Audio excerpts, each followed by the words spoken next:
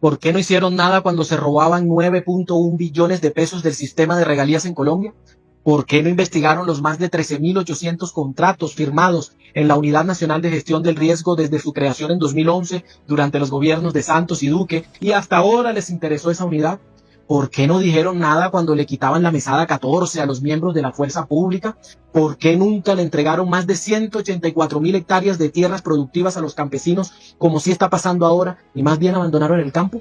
¿Por qué los soldados regulares que dicen ellos defender solo les pagaban 200.000 pírricos pesos mensuales y hoy ganan 1 millón de pesos y pronto un salario mínimo?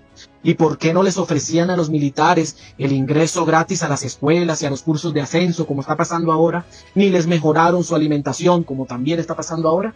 ¿Por qué no hicieron nada ante el abandono de la red ferroviaria del país, que hoy se recupera, y dejaron a Colombia como el país con más peajes de Latinoamérica? ¿Por qué abandonaron por 60 años las vías veredales y terciarias del país, que hoy se están recuperando? ¿Por qué nunca intentaron bajar las tarifas de energía en la costa Caribe, ni se reunieron con las empresas comercializadoras de energía para cambiar la fórmula tarifaria, como sí está pasando ahora?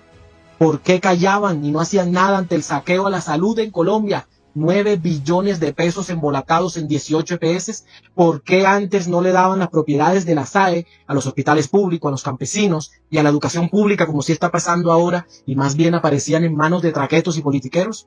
¿Por qué vendieron Isagena a precio de huevo, encareciendo la energía en Colombia y nunca dijeron nada?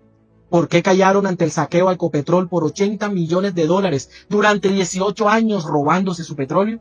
¿Por qué le entregaron monómeros a Guaidó mientras encarecían los fertilizantes de alimentos en Colombia y lo callaban? ¿Por qué permitieron y callaban que se entregaran 79 notarías a congresistas para cambiar la Constitución y hacer reelegir a Uribe? ¿Por qué con ellos se perdieron 17 billones de pesos en Reficar? ¿Por qué se robaron 70.000 millones de pesos en el Mintic de Duque y no pasó nada? ¿Por qué permitieron el escándalo de Agroingreso Seguro, donde 16.500 millones de pesos que eran de los campesinos terminaron en manos de reinas de bellezas y grandes terratenientes? ¿Por qué hasta ahora hablan de papá Pitufo si llevaba 38 años permeando todas las esferas del Estado en gobiernos anteriores?